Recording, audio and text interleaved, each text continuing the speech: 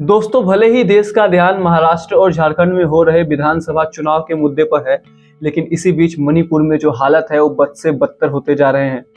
खबर आ रही है कि उग्रवादियों ने सीएम बीरेंद्र सिंह के घर पर भी हमले की कोशिश की, कई नेताओं की संपत्ति और वाहनों को आग के हवाले कर दिया।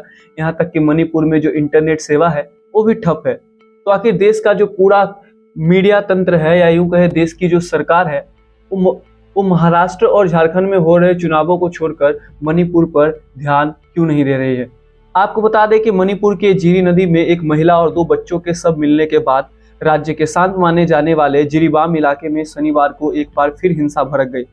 यह हिंसा जिरीबाम में होते हुए राजधानी इम्फाल तक पहुंच गई। हिंसक भीड़ ने सीएम बीरेंद्र सिंह के निजी घर को भी निशाना बनाया। आपको बता दें कि राजधानी इम्फाल पश्चिम में बड़े पैमाने पर जो हिंसा है वो भड़क उठी है।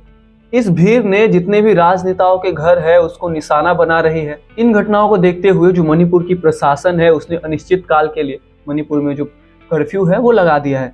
आपको बता दें कि शनिवार को भीड़ ने जिरीबाम से इम्फाल तक कई बीजेपी नेताओं के घरों को अपना निशाना बनाया। इतना ही नहीं, सीएम एन बीरेंद्र सिंह के दामाद राजकुमार इमो सिंह और इम्फाल राज्य सरकार में मंत्री खुरई विधायक एल सुदिद्रो को भी निशाना बनाया गया। आपको बता दें कि जो सुरक्षा बल थे उन्होंने सीएम के आवास और यूं कहे कि राजनेताओं के जो आवास है वहां से भीड़ को भगाया। भीड़ को तितर बितर करने के लिए सुरक्षा बलों ने हवाई फायरिंग भी की।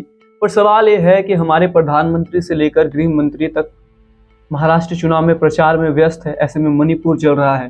तो ऐसे में सवाल ये बनता है कि क्या सरकार की जो प्रथम प्राथमिकता है वो चुनाव न होकर मणिपुर में शांति बहाल करना नहीं है। पिछले 2 साल से मणिपुर है वो हिंसा की आग में जल रहा है। मौजूदा बीजेपी सरकार पूर्वोत्तर के राज्यों को लेकर बड़े बड़े दावे करती है। बीजेपी की सरकार यह दावा करती है कि उनके आने के बाद पूर्वोत्तर के राज्यों में जो विकास का कार्यक्रम है वो काफी तेजी से उस विकास के कार्यों को गति प्रदान हुई है। इसके अलावा कई ऐसी परियोजनाएं बनाई गई है जिससे पूर्वोत्तर के राज्यों को डेवलप किया जाए। लेकिन जमीनी सच्चाई यह है कि मणिपुर में जो हिंसा है वो काफी दिनों से भड़क रही है।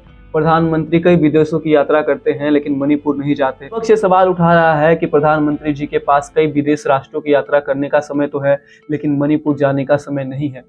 बहरहाल हमारे देश के गृह मंत्री काफी बड़े कद्दावर नेता माने जाते हैं। कहा जाता है कि उनकी तंत्र पर काफी मजबूत पकड़ है। तो आखिर फिर ऐसा क्यों है कि इतने मजबूत गृह मंत्री के होने के बावजूद भी मणिपुर पिछले 2 साल से हिंसा की आग में जल रहा है। सरकार को इसके लिए जवाब देना चाहिए। और जो आम जनता है उनसे भी यह सवाल है कि आप महाराष्ट्र और झारखंड की राजनीति से बाहर आए और सरकार पर प्रेशर बनाए कि आप मणिपुर के लिए आवाज़ उठाइए, मणिपुर के लिए कदम उठाइए, ताकि मणिपुर में एक बार फिर से शांति बहाल हो जाए।